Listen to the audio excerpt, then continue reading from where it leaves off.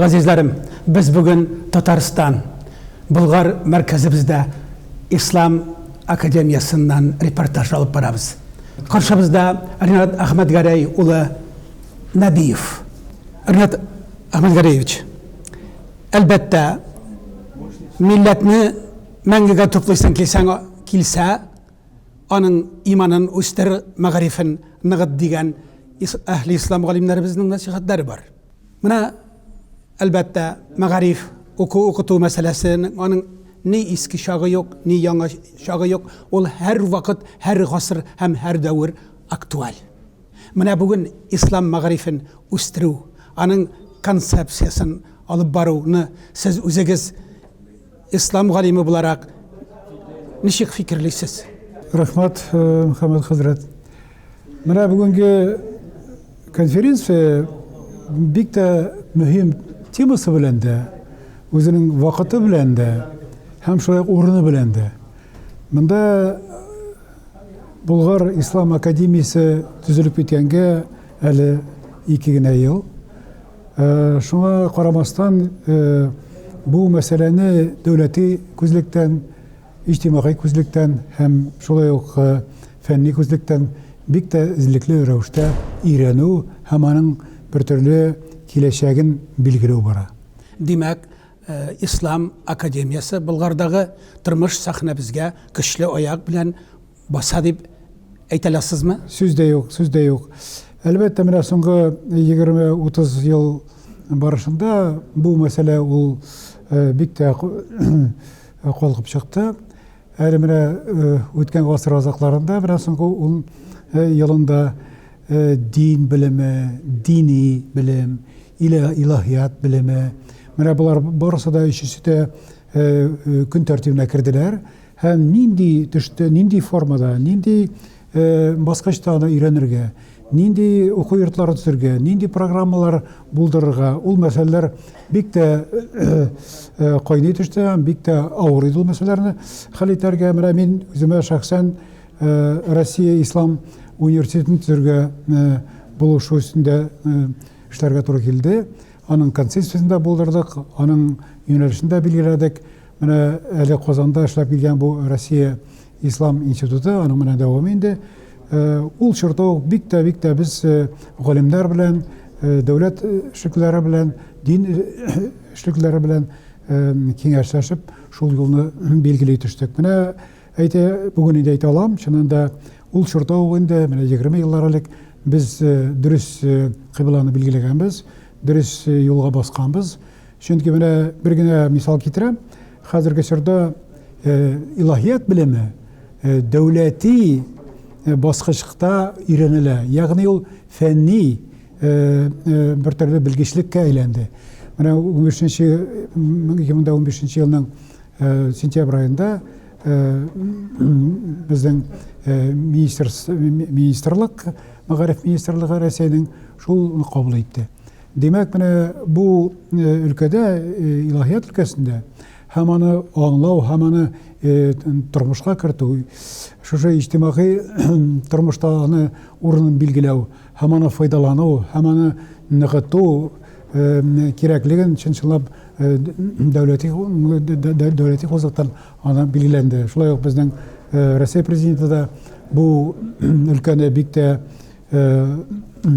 тикшереп һәм белеп торды, һәм бу менә Ислам академиясен, ягъни менә Болгар академиясен төзүдә ул да аның дөрес фикерләре һәм юнәлешләре билгеләнде. Ринат Ахматгареевич, димәк, Ислам академиясы халкыбызны хөрмәт һәм бөеклек иясе итү өчен гайрәтле хезмәт башлады дип әйтик. Менә мин әйтер идем, Мөхәммәд хәзрәт, әлбәттә, бу зур эшләр кинәт кенә эшләнеп тә китә алмый. Ул өлкәдә ныклап торып, җәмәгатьчелекне дә тартып, дин белгечләрен дә тартып, һәм шулай фән эшлекләренә тартып, дәүләт кешеләренә тартып, күмәкләшеп, бер төрле концепция булдыру кирәк. Менә ул бер төрле 13 елларда ул концепция эшләнгән, Рәсәй баскычында. Әмма ләкин тормыш шул тиз бара һәм тиз үзгәрешләр. Менә 15 елда инде хәзер илаһият фәне фән булып китте. аны дәүләт дипломы дәрәҗәсенә күтәрелде. Димәк, ул концепция да үзгәрергә тиеш. Нинди формада хәзер аны юнәлтеп бирергә? Менә безнең элекке тарихыбызда шундый кадимчелек дигән юнәлеш булган, җәдитчелек юнәлеше булган. Аларны бүгенге чорга кайтарып буламы, юкмы? Кайбер галимнәр һәм шушы өлкәдә эшләүчеләр кадимчелекне кайтарырга кирәк, җәдитчелекне нинди урын билгеләргә кирәк дип фикерләрдә дә алга сөрәләр. Әлбәттә, менә шул чиста формада, шул элекке формада яшәп килгән ул хәрәкәтне, ягъни кадимчелекне булсын, җәдитчелекне булсын, аны бүгенге чорга турыдан-туры кайтарып булмый. Аны үзгәреш кертергә кирәк, яңаша аны күз алларга кирәк, аны безнең тормыш чанакларына, тормыш яшәеш аша үткәрергә кирәк, һәм иң кирәк, һәм дә иң мөһим юнәлешләрен һәм асылларын аны хәзерге уку программаларына кертергә кирәк. Ягъни мин әйтер идем, менә шул бер төрле симбиоз булырга тиеш. Менә шул ике безнең тарихи юнәлешебездә. Шул очракта гына без инде әйтер идем, нык итеп аякка басарбыз. Һәм менә бу академия, һәм шуның эчендә алган булачак безнең дин галимнәре ике аяктан нык итеп басып торырга тиешләр. Бер дин белеме буенча булса, нык булсын, һәм шулай ук социаль яктан, һәм шул ук мәдәни яктан да зур үсешкә ия булган кешеләр тәрбияләргә тиешбез без. Шул очракта гына аның да нәтиҗәсе, аның да тәэсире, аның да әһәмияте булачак. Мин уйлыймча, менә хәзерге чорда бит бер төрле кабинетта утырган гына галим дә булып булмый. Чөнки һәрбер галим ул кешеләр белән араша. Шул ук мөселманнар белән аның каршысына чыга. Хәзер мөселманнарның аң белеме, аларның гыйлеме түбән түгел. Алар югары белемлеләр һәм алар белән фикер йөрткәндә, әлбәттә, хәзерге чордагы казанышларны, фәнни казанышларны булсынмы, шул технология булсынмы, алар өлкәдә хәбәрдар булырга кирәк, һәм аларны үзең аша үткәреп, һәм дин белән бәйләп бергә шуны җиткерергә кирәк. Шул очракта гына галимнәрне дә кабул итәрләр безнең мөселманнар, һәм шулай ук ул өлкәдә, гыйлем өлкәдә дә аларның казанышлары тирәнтен булыр, һәм дә бик тә кирәк булыр. Менә заман галимнәре булай диләр бит. Әгәр дә бер галим химиядан башка бер нәрсәне дә белми икән, димәк ул химияны да җитәрлек дәрәҗәдә белми. Дөрес. Бер физика галиме физиканы белеп тә йөрәге белән бераз шагыйрь йөрәкле дә булмаса, димәк ул яхшы физик түгел. Димәк, дин әһелләр безгә дә бит бу кагыла. Дин әһеле, дин кешесе, диннән башка бер нәрсә дә белмәсә, бу көчле дин әһеле буламы? Менә сез заманның дин әһелләренә нинди таләпләр куясыз, ничек аларның киләчәген күрергә телисез?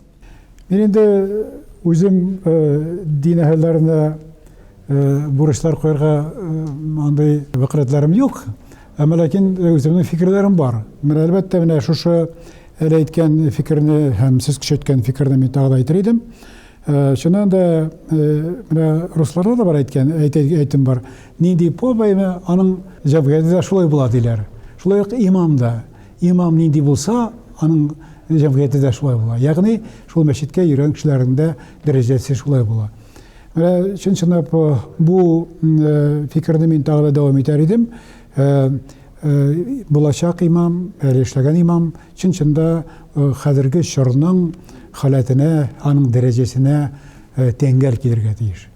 Әгәр дә ул аңардан аерылып тора икән, ягъни бер генә якны сукалы икән, ул әлбәттә тулы-канлы эш алып бара алмый. Аның белән генә дә шикләнми, әлбәттә, бу киң карашлы булу, без бит инде күп милләтле һәм күп динле дәүләттә яшибез. Күршедә нәрсә бар? Күршеләрдә нинди казанышлар бар? Аларны да сеңдерә белү кирәк. Әле алар белән чагыштыра, аларның эшләрен дә чагыштыра белергә кирәк. Менә мин сезнең фикерне тагы дәвам итеп әйтер идем. 19-нчы гасырда шундый бер галим булган, Макс Мюллер дигән, ул чагыштыру буенча бик күп әсәрләр язган. Шул теолог та ул, һәм шулай ук фәнни өлкәгә чыккан кеше. Ул әйтә, әгәр дә бер генә динне белсәң, димәк син бер генә динне дә белмисең. Хәтта үзең динне дә белмисең. Шуңа күрә шундый менә фикер Демәк, шушы дәүләттә яшәгән бүтән диннәрне дә яхшы белергә кирәк. Алар белән мөгалимә керергә кирәк. Алар белән мөнәсәбәтләрне билгеләргә кирәк. Демәк, бу инде динара мөнәсәбәтләргә дә керә. Безнең дәүләттә бик тә мөһим нәрсә ул. Чөнки милли мәсьәлә, дини мәсьәлә безнең Россия дәүләте өчен бигрәк тә мөһим. Әгәр дә безнең шушы өлкәдә ниндидер бер төрле зәгыйфлек бар икән, безнең өлкәдә, безнең илдә ул тынычлык булмаячак. Шуңа күрә бик тә сиземле рәвештә һәм дә бик тә дөрес рәвештә һәм дә бик тә бер төрле түземлелек белән бу өлкәдә эш алып барырга кирәк. Имамнарга да, шул ук попларга да, шул очракта гына безнең дәүләтебездә бер төрле алга китереш һәм шулай ук тыныч яшәү булырга мөмкин. Ринат Ахматгариевич, менә халык мәкале бар. Авыз җавһәрләребездә булай диелгән. Кешенең өмете бар икән, димәк аның киләчәге бар. Менә без бит ислам дөньясында дан, дәрәҗә, гылым, мәгърифәт үзәлекләренә ия булган милләт балалары. Әйтегез әле, милләтебезнең киләчәген сез ничек фикерлисез? Әлбәттә, милләтнең киләчәге, менә сез сорау куясыз, ул әлбәттә югарыдан төшә торган бердәндер фәрман түгел. Милләтне халык үзе саклый. Димәк, пайгамбарыбызның насихаты гайрат сездән, уңышлары Аллаһдан дигән насихат бүген дә бик актуаль. Хәрәкәт тә бәрәкәт ди. Әгәр дә милләт бер-берләре һәм шулай шушы милләт эчендә һәм үзен шушы милләткә санаган кешеләр үзләренең мәдәниятен, тарихын яхшы итеп белеп, аларны алга сөрә икән, киләчәк буынга калдыра икән, димәк, милләтнең киләчәге бар. Гомумән алганда, милләт мәсьәләсендә килгәндә, мен әйтердем бер өч нәрсә. Менә халык шул очракта үзенең киләчәген булдыра ала. Кайчан иң беренчедән үзенең традицияларын саклый һәм үстерә. Икенчедән, бүтән халыкларның казанышларын, аларның казанышларын өйрәнә һәм үзенә сеңдерә, аларны белә һәм хөрмәт итә. Өченчедән, әлбәттә, шул менә бер төрле толерантлык булу. Ягъни бер төрле бүтән милләтләргә, бүтән диннәргә уңай караш һәм алар белән дустан яшәү. Бер милләт башка милләтләрнең мәдәниятен, өйрәнү кабилиятен югалтса, ул үзе тормыш сәхнәсеннән югалуы мөмкин. Бу шулаймы? Сүз дә юк. Әгәр дә ул, димәк, ул юмыла. Менә мин үзебезнең тарихтан китерер идем бер мисал. Менә безнең кадимчеләр булган, әйме?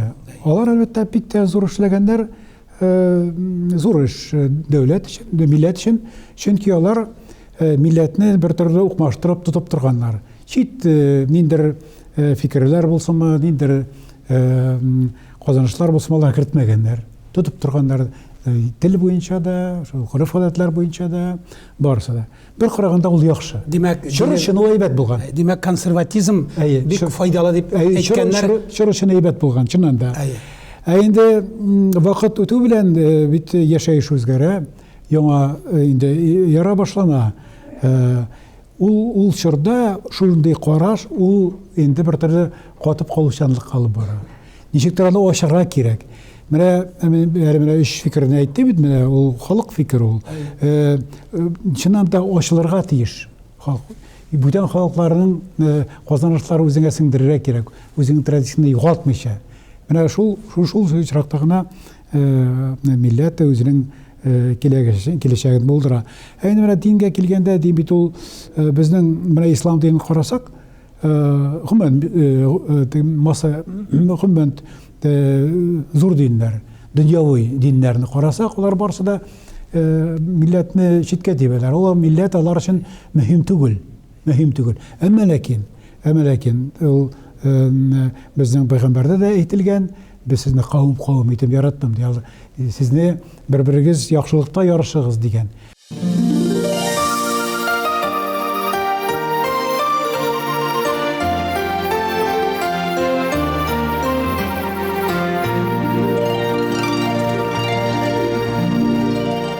Ринат Ахматгариевич, менә тагы да бер фикер мөнәсәбәтеннән файдаланып сездән сорыйсы килә. Әйтәләр, бер милләт үзен тәнкыйтьләү кабилиятен югалтса да, ул да яхшылыкка китермей, ул да аны хәлсезләндерүе мөмкин. Менә ислам галиме бит ул безнең Габдулла Тукай. Мин Габдулла Тукайда безнең татар халкының хылкы дип уйлыйм. Ул үзенең иҗадында гыйлемсез кешеләрне, гыйлемсез хәлфәләрне бик көлә, мыскыл итә, үзенең гыйлемле остазын Мутыйгулланы пайгамбәрләр дәрәҗәсенә күтәрә. Күрәсезме? Гыйлемлеләрне күтәреп, гыйлемсезләргә ямсыз караш күрсәтә үзенең иҗадында. Бу бит халкыбызны тәрбияли шушы юнәлештә. Әйтегез әле, менә бу Тукайның халыкка биргән насихаты, мирасы, бу бер яхшы сыйфатмы? Безнең гомумән халкыбыз тәнкыйтьчел, тәнкыйтьне бик ярата бит инде безнең татар халкы, шулайрак бит. Әйтегез әле, бу сыйфат бүген аның файдасы ничегрәк һәм бәлки ул негатив гафләт ягына да китерәдер. Менә Мөхәммәд хәзрәт бик тә кызыклы һәм дә бик тә мөһим сорау бирәсез. Аны мин уйлавымча булай күз алларга кирәк. Чынында менә ул бер төрле дулкын формасында килеп керә, аларның җәдитчелек мәдрәсәләреннән чыккан барысы да алар. Шул ук Тукайда. Аның даирәсендә булган кешеләр дә, алар барысы да шул җәдитчелеккә суарылган мәдрәсәдән чыкканнар. Алар дөньяга киңрәк караш ташлыйлар. Әгәр дә теге тар күңелле, тар күзлектән генә тәрбия алган берәр имам булса, ягъни дин кешесе аңа бәлки әһмият тә бирмәгән булыр иде. Ә менә алар инде дөньяга икенче төрлерәк һәм киңрәк итеп карый башлыйлар. Шуңа да тәнкыйтьчелек чыга. Тәнкыйть иткәндә ул бит ислам динен тәнкыйть итми. Ул кирәк шәхесләрне, шул даирәдә йөрүчеләрне һәм шуңа килеп инде теге сорыкыртлар булганнар өчен аларны тәнкыйтьли.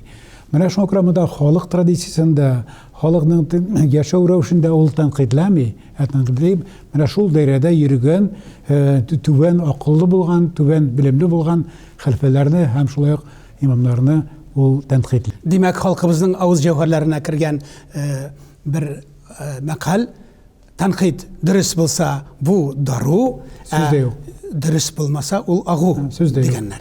Ул әлбәттә Тукайда гына түгел, ул күп кенә драма әсәрләрендә ул күренә, чагыла. Шул ук менә Зәңгәршәлдә дә күрергә була аларны, бүтән җирдә дә, Карайызларда да, янда да бар. Ул бер төрле милләтне яңарту, милләтне алга этәрү, аны бер төрле яңалыкка тарту теләгеннән туган тәнкыйть ул дип карыйм мин аны. Ул чыннан да ул зур рольне үтәгән, ул бит менә 20 ел гасыр башы, анда татар мәдәниятенең, татар язучыларының бер төрле дулкын рәвештә үскән чоры. Андагы чыккан газетлар, журналлар, алар йөзәрләгән булган. Демәк, ул менә бер төрле омтылыш булган яңалыкка һәм шулай ук тирәктә булган, дөньяда булган үзгәрешләрне күрү, яңалыкларны үзенә сеңдерү, шундый процесс барган. Әлбәттә, ул берничек тә милләтне җимергән, милләтне артка сөйрәгән дип әйтеп булмый. Алай карасаң, бу хакыйкатькә тәнкыйть килмәс. Чөнки менә шушы чорда татар үзенең татарлыгын күрсәткән, аның ничек яңарышка омтылганын күрсәткән. Шуңа күрә бит татарлар арасында күпме зур галимнәр, сәясәтчеләр дә, Султан Галиевлар, ул аның әле әйткән сүзләре, аңа язган анализлары әлегә чорда ис китәрлек бер төрле горурлык белән аласың. Ә бит алар барысы да мәдрәсә биткән галимнәр. Мәдрәсәдә укыганнар, менә ул ничек. Ринат әфәнде, Гали җәнәпләре, мөнәсәбәтеннән файдаланып тагы да бер сорау. Менә үткән гасырларның бик күп гасырлар әвәл яшәгән галимнәрдә, мәсәлән, Ибн Халдун булай дигән. Әгәр дә бер зур милләт башка кеше милләтләргә басым ясаса, кысса, зәгыйфь милләтләргә җайсызлыклар китерсә, бу эше аның үзенең үлеменә, таркалуына, харап булуына хәбәр дигән. Әйтегез әле, менә без бит улуг ватаныбыз Русиядә яшибез. Ул күп милләтле дидек. Анда күп санлы милләтләр дә бар, аз санлы милләтләр дә бар. Инде менә бу 2 елда туган телебез хакында бик күп сүзләр сөйләнде. Менә хәзер татар милләтен үсеше концепциясы турында күп төбәкләрдә, һәм шәһәрләрдә, һәм Мәскәү, Казан, Уфаларда аны фикерләү бара. Менә мин әйтер идем, әгәр дә бер милләт кемнәрдер башка милләткә хаксызлык кылышын күтәрәләр икән, алар үзләре хаксызларның кылышыннан харап булачаклар дигән бөек галимнәрнең сүзләре бар. Бу бит тарихлар төпкеленнән килгән хакыйкать. Менә мин инде туган телебез, татар телебез махсус рәвештә яшерен көчләр белән бетереләдер дип әйтмим. Гаепне һәр вакыт акыллы кешеләр үзләреннән эзлиләр. Сандугач ясында сайрарга тиеш бит. Ә без менә безнең халкыбыз ясында сайрыймы ул? Юкмы? Моңа Казан халкы, Уфа халкы, һәм бөтен Россиягә, бөтен дөньяга таралып яшәгән татар халкы үзе ничек соң ул? Менә сез дөньяларны гизгән галим бу фикердә әйтәләр бит, сүзнең бөеге бөекләребезнең сүзе. Сез безнең милләтнең бөекләреннән берсе. Рәхмәт. Рәхмәт. Зур әйттегез, әлбәттә. Рәхмәт. Бу бер төрле бик тә аяныч күренеш. Аны күз йомсаң әгәр дә ул дөрес булмас. Чынында ул мәсьәлә бар. Тел мәсьәләсе, мәдәният мәсьәләсе, аны ничек хәзер саклап калу һәм киләчәк буыннарга ничек җиткерү, ул бик тә мөһим, бик тә мөһим. Менә бит эш әлбәттә сандугачлыкта гына түгел, яда җырлауның. Ул кая гына әгәр дә милли рухы көчле икән, кайда гына булса да ул җырлый ул. Ул үзенең җырын җырлый һәм үзенең балаларына һәм тирә кешеләргә дә җиткерә. Менә без Зәки Вәлидине генә искә алдык.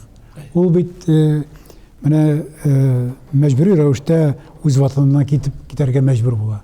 Әмма ләкин ул анда да башкорт халкын, татар халкын күтәргән, ул бөтен дөньяда иң билги, зур белгеч төрки тарихы буенча, тарихи телләре буенча булган. Ул аны күтәргән һәм дәвам иткән дип әйтер идем. Менә әле дә булса анда Төркиядә аны бик яхшы беләләр. Bütün tarih kitapları Türkiye'nin авторлыгында. Менә минем бер шәкертем История Нафиков менә әле шунда шул кафедрада эшли, шул Зәки Вәлиди кафедрасында. Менә мин әйтәсем килә инде адәм баласы әгәр дә үзенең эчендә ныклылык сизә икән, аның бер төрле үзен үзе билгели икән, шушы милләткә карашлы рәвештә, ярашлы рәвештә. Ул кайда гына булса да үзенең тарихын да онытмый, аның телен дә онытмый һәм үзенең мәдәниятен дә дәвам итә.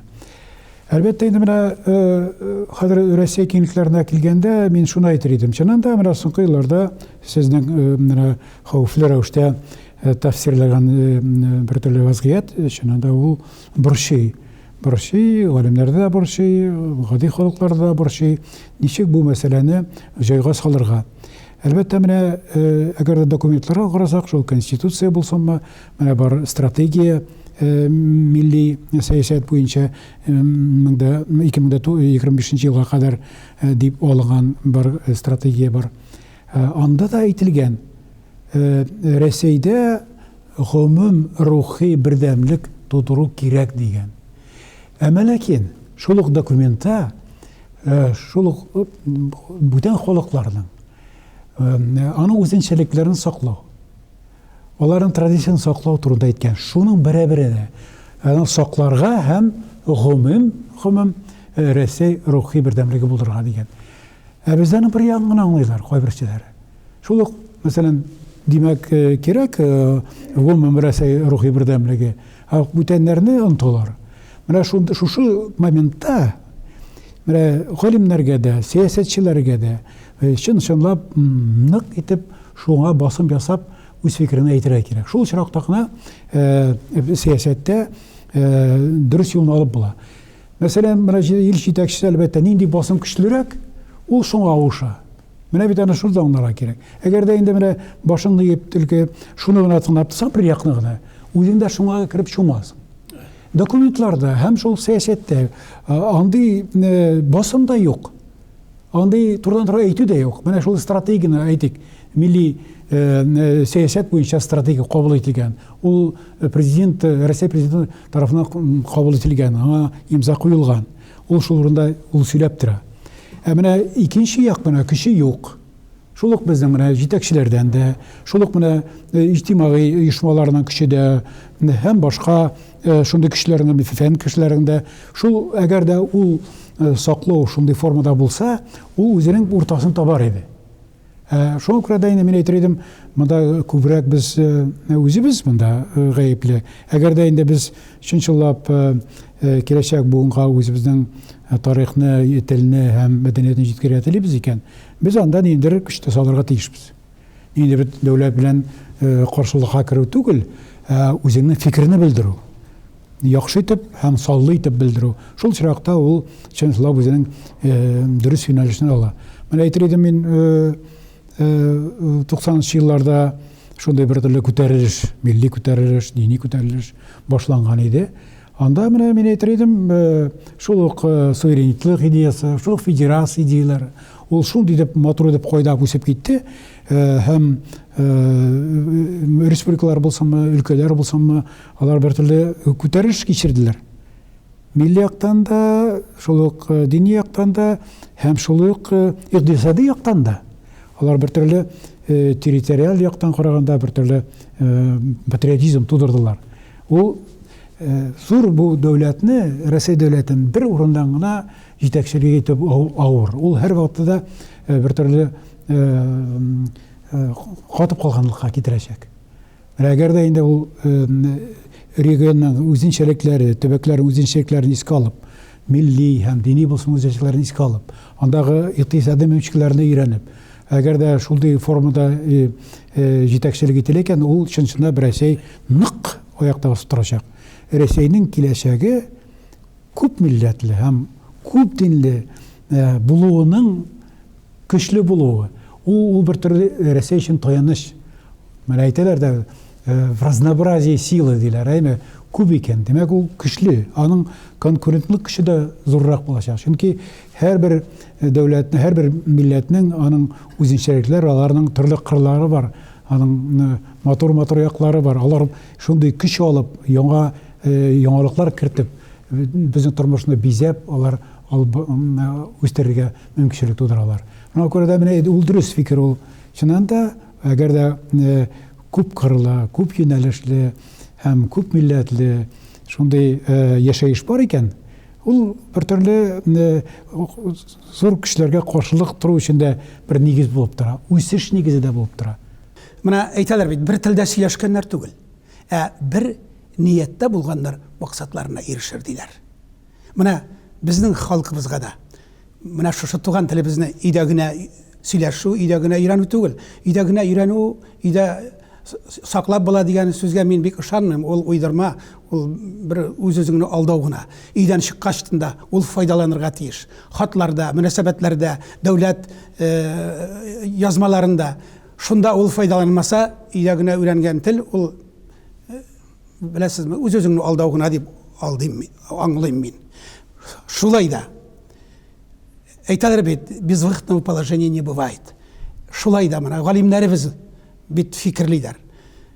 Менә без Башкортстан халкы, Башкортстан татарлары, алар бит Татарстандагы кебек күп. Менә аларның бердәмлеген, аларның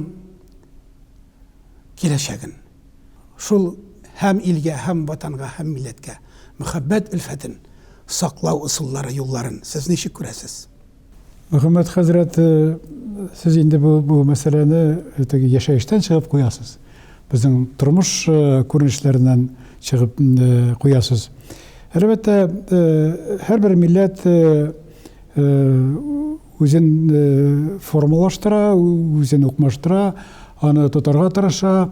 Монда бернинди начар фикер юк. Шул ук башкорт булсамы, татар булсамы, чуваш булсамы, монда кем булса, рус булсамы, монда бернинди сүз булырга тиеш түгел, чөнки алар шул юнәлештә эшләргә тиешләр.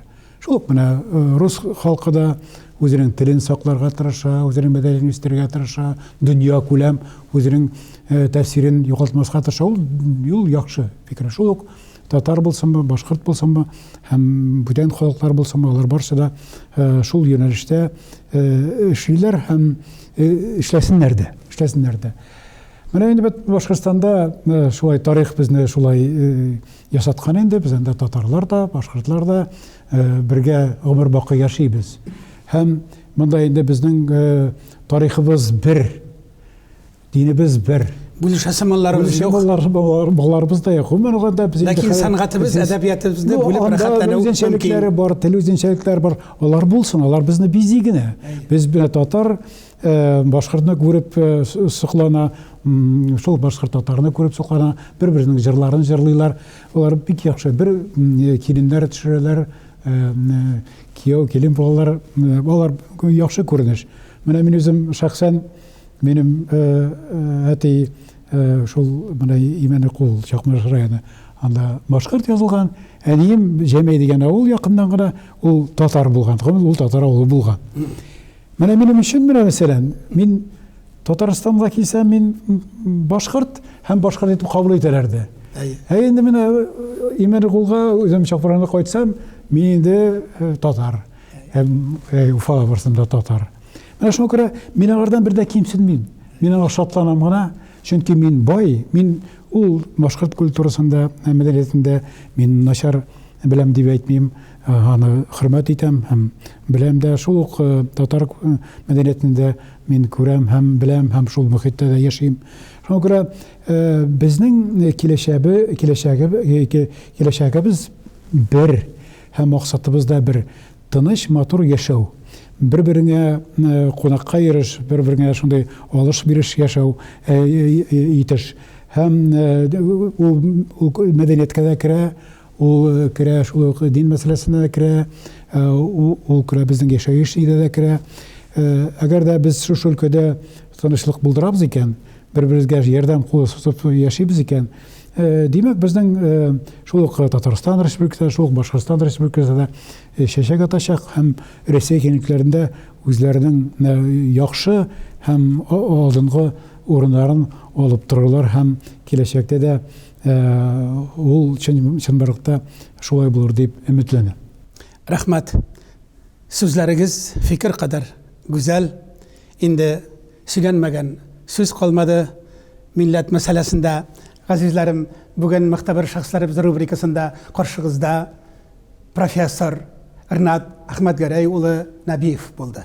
Рәхмәт.